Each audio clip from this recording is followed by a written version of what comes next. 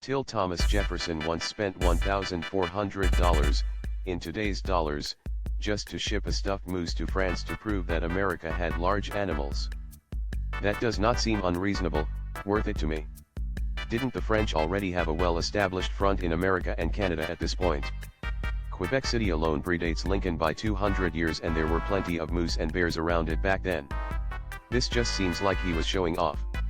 LPT when buying a car at a dealership, be prepared either to 1, make it obvious that you don't care about the wait while they go talk to the manager before you settle on a price, for example, bring a laptop with you, or 2, tell them that you'll give them 5 minutes before you're leaving. Find the same car at another dealership and work on both. I've been sitting in a dealer's office when another called me ready to play ball, told them I'd call right back. Told the dealer in person the other guy was going to give me what I wanted and he caved. Could have had either car by playing dealers against each other. Walk out twice. That's basically all you actually have to do. Just come in, talk price, ask how low they can go, and then say you'll think about it and leave. Do it again. Make sure you deal with the same sales rep. I've knocked $5,000 to $7,000 off of new cars just doing this. My wife has actually gotten up and followed the salesman to the manager's office to negotiate. TIL Spain is in the wrong time zone because Franco aligned it with Nazi Germany in 1940, and it was never changed back. A lot of EU countries are, even the Netherlands is actually supposed to be 1 HR behind Germany. In the other hand, we get to 22.00 at summer with some daylight, which is sweet. As someone who lives in the worst possible area, west coast of Spain, I love this. In summer we get super late evenings, allowing me to go to the beach after work and not having to waste holidays on that. LPT, cognitive shuffle, an actual way to fall asleep. I almost fell asleep reading this. Thank you, Red Heart. Anti-disestablishmentarian for my fellow insomniacs. Distracting my mind helps a lot. Sometimes I write a story in my head as myself as the main character living it out. I fall asleep usually at the very beginning of the story. I like this one. I've been doing something similar I read about, which is to think of different, unrelated objects, so to actively sort of be random in your brain. Eggshell, wrench, triangle, washing machine, apricot. It doesn't always work but often has been helpful. I will try this one, too, if needed. Why all the hate for people who have lost weight with the help of Ozempic? I have clients who use this drug to manage their alcoholism. A very low dose takes away their cravings for alcohol and cigarettes. It's used off-label for addiction but nevertheless changes lives in more ways than weight loss. The hate is more toward rich people or celebrities who don't really need it. This lessens the supply for obese diabetic patients who then suffer from shortages. What are the best psychological mind tricks you know? I teach throwing tomahawks at summer camps. Anytime I see someone throwing left-handed I always have a tomahawk to the side.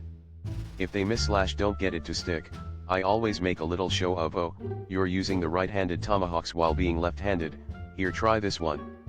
And they always throw better after that. Then the adults always come over after asking me what the difference is. I don't know if this qualifies, but 100% the easiest way to improve your relationship with anyone, spouse, friend, family, is an unexpected gift at an unexpected time. Telling myself I'll just do something light when I don't feel like exercising. It gets me started, and then I usually do a pretty good workout anyway. My boss at a retail store taught me this one on how to deal with customers when they won't stop talking to you because they have nothing else to do with their day. While they are talking with you, start walking towards the door while responding to them. They will naturally follow, you open the door for them, while still talking to them, and they will walk through, you follow. Now you are both outside the store and you say okay well have a great day, and walk back inside. Always bring inept management 2 options, the one you want them to choose, and another that's obviously not a good idea. It can't be too obvious though. Till some workers in Japan pay agencies to tell their employers that they are resigning. The guilt trip must be on another level. What do you do, if you work for a resignation company and want to resign your position? Honestly not a bad idea, like having a lawyer make sure I don't cave or screw myself over. Japan is known to have a number of black corporations that are very exploitative, borderline slavery. Agencies like the ones Op describes are often needed to break employment periods, as black corporations will often fraudulently claim that a resigning employee is still on payroll to prevent them from being hireable elsewhere. Work culture absolutely sucks in Japan. LPT, want to remember more from books? Use the Feynman technique. This is also a great skill when you're speaking on complex topics to people who are non-experts. This is why taking on training roles in your job can be very helpful. You don't realize how little you understand about something until you have to explain it to someone else. TIL. In the original BBC version of The Office, Ricky Gervais's character David Brent frequently used the double entendre punchline as the actress said to the bishop. When the show was adapted for American audiences, the phrase was changed to Steve Carell's memorable "That's what she said." It was an old and tired joke even when Steve Carell started saying it. That's why it's so funny. Perfectly in character for Michael Scott. How'd you fuck that up? What's a new trend that's doing a lot damage that people don't realize? Family vloggers monaizing their toddlers and babies. Making tons of money sticking cameras in their little faces 24/7. Nothing off limits. Making them cry and recording it. Filming every diaper change and potty accidents. Should be illegal. Subscription models for every service. Gone are the days of curated collections, now you own nothing. Veneers from unlicensed veneer techs. Using therapy speak to justify toxic behavior. It's making it difficult for people with actual issues being taken seriously when someone who has likely never seen a therapist uses medical terminology to explain why they're allowed to be assholes in public. Alls of just about anything. It's incredibly wasteful, and I imagine most influencers who do so can't use all of that product before they're pressured to make more content. Plus it encourages normal people to do the same, leading to lots of plastic waste and demand for cheap, unethical labor. To foot by taking my girlfriend on an expensive date for her birthday and she broke up with me on our way back. How convenient that she had this epiphany right after ordering all the expensive things at an expensive restaurant. Honestly. It sounds like she took advantage of you, brother. You dodged a bullet. Hope you find someone that appreciates the effort you put into the relationship. Don't let this experience get you down too bad. Maybe take yourself out for a nice dinner as a little pick-me-up. Treat yourself. She picked the place, she ordered the food, all the while knowing she was going to dump you, so send her a request for half the money back. Till that since the year 1960, London has only experienced 6 white Christmases. There was a related question on Chi. Which holiday is white? The answer was Easter. In Britain it's far more likely for Easter to have snow than Christmas.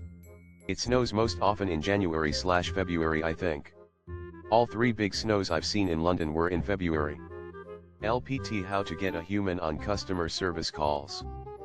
I was trying to get through to FedEx earlier today about adding a unit number to a shipment and the auto prompts kept shutting me down. Next call I said your driver hit my car and boom, instant human. Saying I'm returning a call generally works too.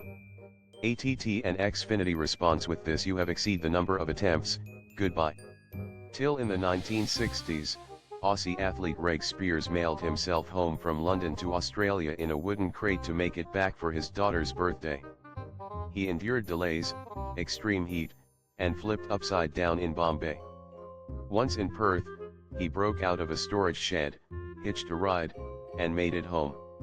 As much as he wanted to get home, I don't think it was worth the risk of his daughter receiving a giant box with her father's remains. Where did he pee and poop? Like and subscribe.